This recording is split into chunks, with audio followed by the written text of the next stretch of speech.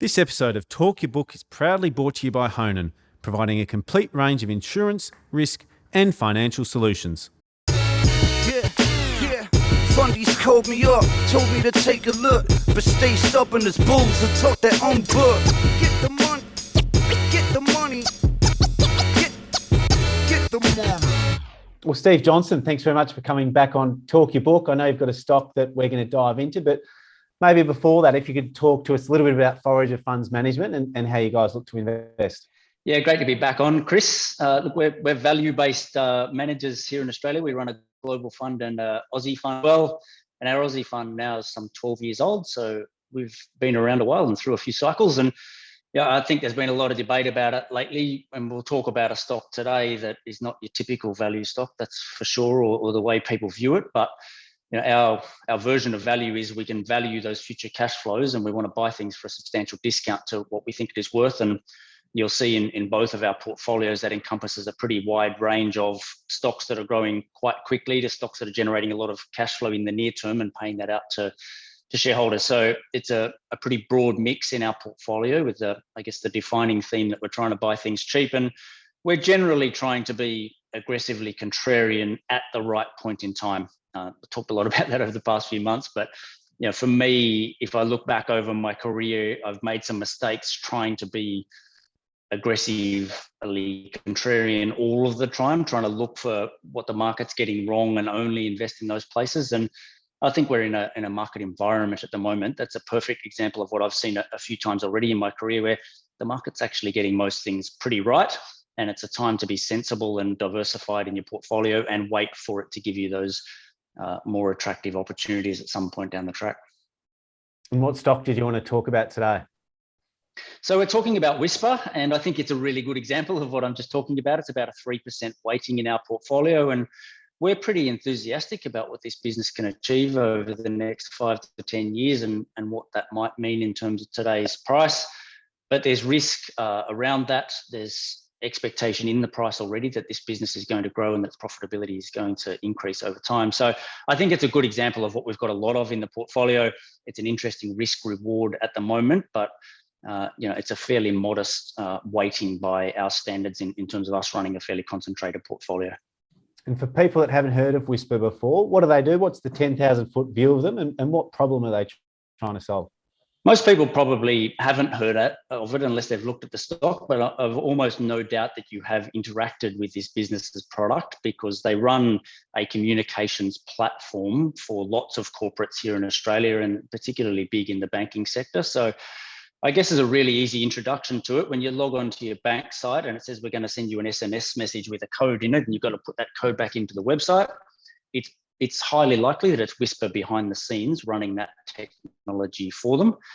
They do a lot more than that. It's a communications platform that a business like a bank would use to run email, SMS, WhatsApp messages. Now it's just proliferating in terms of the number of ways that you need to communicate with a client. But they run a platform that lets those businesses plug in and run those things. I'd say they specifically dominate in the small up to larger, medium-sized businesses that want a really simple off-the-shelf product. It's all based in the cloud. It's easy to use. You don't need a whole heap of training. You drag and drop into established templates for emails and SMSs and all those sorts of things. And you can set up a whole heap of different pathways. So I'm trying to deliver a product to a customer's not home, send them a text message, say you weren't home, what do you want to do? Here's your 3 options, write back 1, 2, or 3, and we'll follow up. So they're just trying to automate and do a better job of communicating with customers, and particularly, I think, getting away from email and using all these other mediums that we're using these days to communicate. And what geographies do they predominantly operate in? Yeah, it's Asia Pacific dominated at the moment, and Australia is a huge part of that. So they've got a strong relationship here with Telstra, where they pitch together the Telstra plus Whisper services, and they've got a great business here in Australia. The growth options, which we'll talk about later, they've started in the US recently, and they're very optimistic and putting a lot of money into growing in that market. I've heard the US growth story a lot in my career, so I think I need to see it to get really confident about that being a growth angle.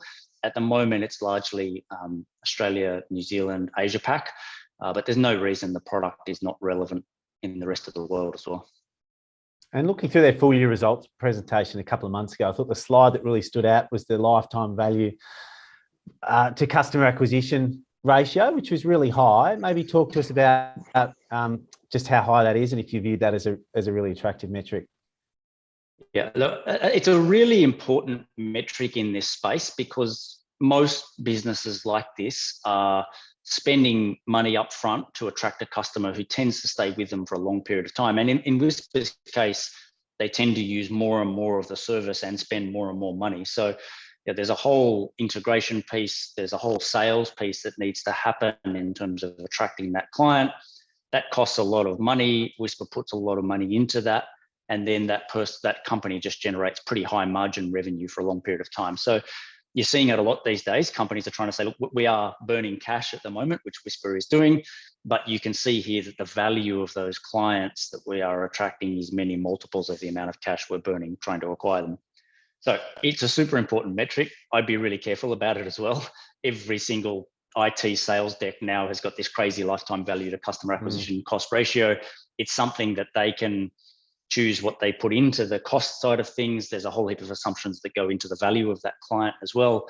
And I'd be skeptical about it because it is a figure that they can make look as attractive as they want, really. But it's super important. And I think in this business, you've got plenty of evidence in the historical growth and financials that it's costing them a lot less to acquire and onboard a customer than they're getting in terms of future revenue. So that's the attractive thing about the business for us. We think they can deploy a lot more money into acquiring a lot more customers and that they are going to be worth many multiples of that down the track. And really our investment case is that keeps happening here at an accelerating rate for another at least 5 years and probably 10 to 15. And what sort of revenue growth they experienced, perhaps say the last 12 months, and what sort of revenue growth can you see them achieving in the next 2 or 3 years? It's about 30% over the past 12 months, and I would expect that to hold up for at least the next couple of years. I'd be super disappointed with anything less than 20. There's a combination of things going on. They report all of the metrics that you need to do this calculation, but they've got a nice pipeline of new customers that they have signed up over the past few years that aren't yet using all of the services or spending the full amount of money that they're going to spend. So I think you've got a reasonable amount of baked in revenue growth there just from the customers that they've already got or recently signed. And then they are still attracting very healthy numbers of clients as new customers. So the pipeline looks pretty good here in terms of the next few years.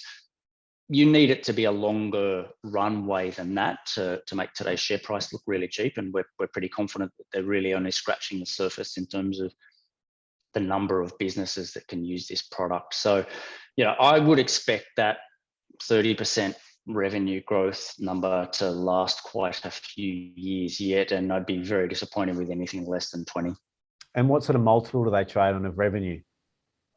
It's about 4 and a bit times this coming year's revenue that they've guided to, which is about $60 million of revenue. So you're sort of 250 million market cap. There's quite a bit of cash on the balance sheet. So if you looked at the enterprise value, it's a bit of a lower multiple of that.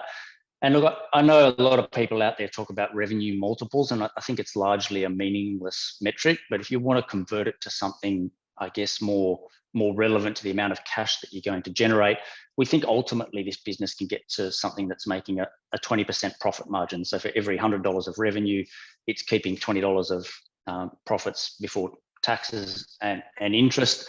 If you flip that around and you say, okay, 4 times revenue, and I think the business can be a 20% margin business, that's sort of a 20 times what I think would be the core profitability of this business today if they weren't spending all of that money trying to grow. And we're hopeful that those margins will hit that sort of 20% level over the next 4 to 5 years. And the trade-off is here, well, if we want to grow faster, the margins are going to be lower. And as long as that investment is at a sensible return, that's pretty attractive to us. So that's the way I think about revenue multiples, is I try and flip it around to what's the underlying profit margin of this product here, and what multiple do I want to pay of that? And I think 5 and 6 times revenue here probably makes a lot of sense still, given the amount of growth that they've got in front of them.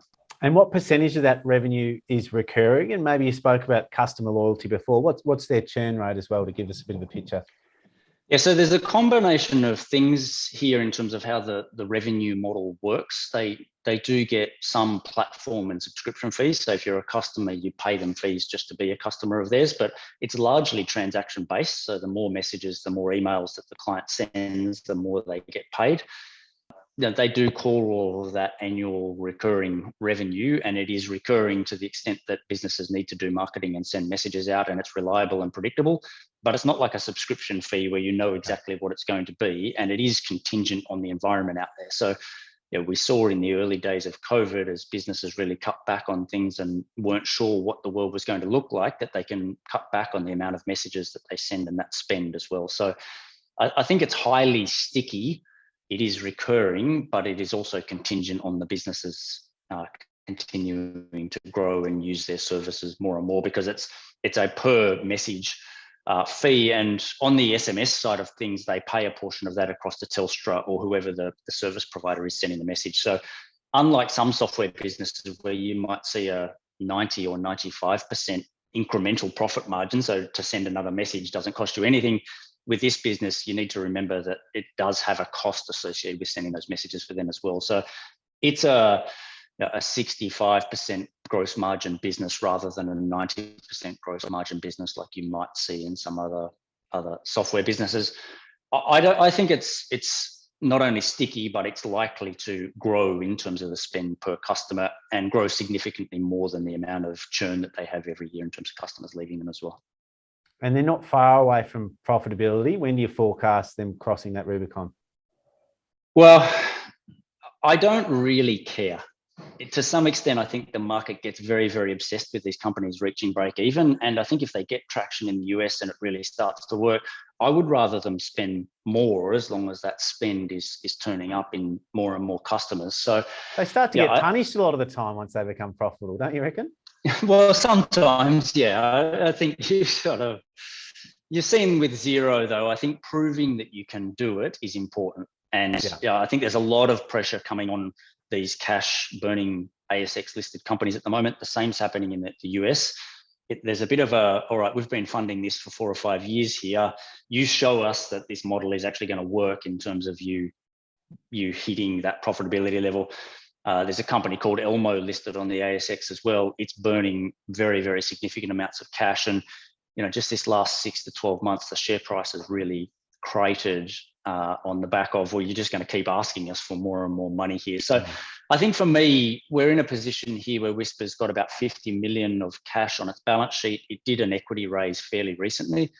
I think the message from us and probably from other investors has been that's the last that we want to see in terms of you raising new cash from the market. We want you to show us that this scalability, this profitability is within reach in the near future. That could be as soon as 2023. It's not going to be the 2022 financial year, but could be as soon as 2023, but probably more likely 2024 or 2025. And as I said earlier, I think from my perspective, if we can accelerate the growth by delaying that point further down the track, that's probably a good thing for the valuation rather than a bad thing, as long as you're seeing the outcomes. And you see that $50 million war chest being spent on organic growth opportunities internally, or do you see there being potential bolt-on acquisitions available? It's almost all organic, and a lot of that is development spend. So they've increased the development spend that they want to spend this year from about $8 to, I think it's $18 million. So then the extra $10 million that they're just spending on making the product itself better. So, and then there's an increased sales component to what they're doing as well. They see huge opportunities to spend an extra $10 million and achieve all the functionality that they would get from buying something that might cost them 100 or 150. So they plan on doing it organically, and my preference would be to see the business go that way as well. It's a more attractive path from my perspective, and I think managing the acquisitions can often be very difficult. And is there a logical buyer of WSP? Does Telstra eventually write out a check for them, or another telco group, or how are you seeing them being a part of potential mergers with maybe some bigger fish in the industry? I'd say it's far more likely to be one of the largest CRM software providers out there. So if you think about what this product is doing, it's plugging into your core customer relationship system most of the time. So that might be a Salesforce or a Workday or one of these businesses that is trying to do what Whisper's doing very well, but they're also trying to do 20 other things. I think for one of those companies, buying a Whisper is very, very straightforward acquisition. There's actually been a lot of activity in the space. There's a company called Sonata. We think its technology is quite inferior to what Whisper has got, and it recently got acquired for 10 and 11 times revenue. That's a function of a pretty bullish market out there for these acquisitions, but I do think this is a strategic asset with a lot of clients that someone is highly likely to want to buy at some point in time. As a shareholder, I would rather that were 4 or 5 years down the track. Let's grow this business as fast as we can and get a multiple of much higher revenue rather than worrying about cashing out just now. I'm tipping if someone offered you 10 to 11 times revenue, you'd have the paperwork signed and sent back pretty swiftly. What about? I think at that price, right, you're getting paid for all of that growth already. But if it was 6 times revenue today, I wouldn't be interested in it, because I think we get 6 times revenue in 4 or 5 years' time, and the revenue might be 3 times higher than it is today. Talk to me about one of the heuristics I use is skin in the game when CEOs have large shareholdings in their company. It's something I naturally really like to see, and I think most investors do. The CEO of Whisper sold a big chunk of shares last September. How do you feel about that concept of management having skin in the game, and how have you been able to look through that share sale, albeit 12 months ago now or so? I think it's really important, and especially for a business like this. So the managing director here is Jeremy Wells, and he's a very important part of starting this business from scratch and growing it to what it's become today. So I think we need him around, and he's super important. He's still got $25 million or whatever it is invested in the business.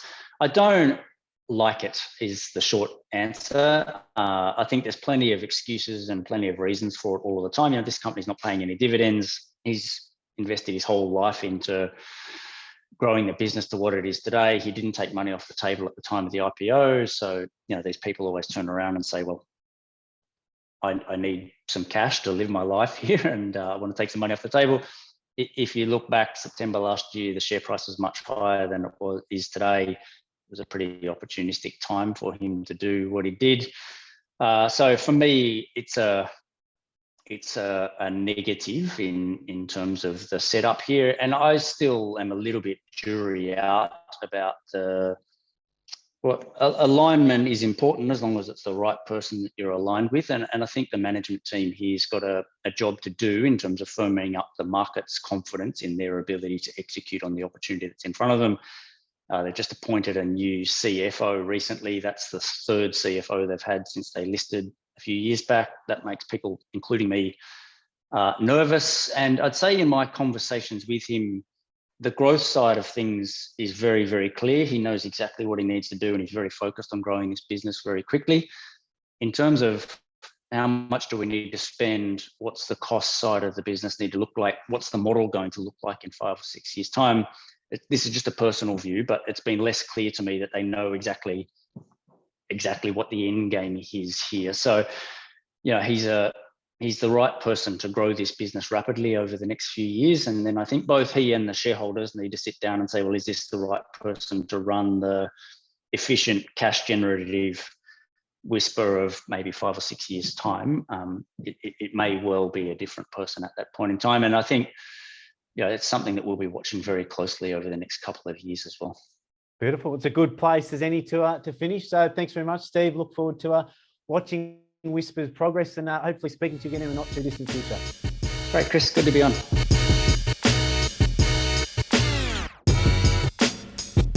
This episode of Talk Your Book was proudly brought to you by Honan, who go beyond a transactional insurance broker to deliver better outcomes for their clients. If you're enjoying Talk Your Book, make sure you subscribe to Chris Judd Invest.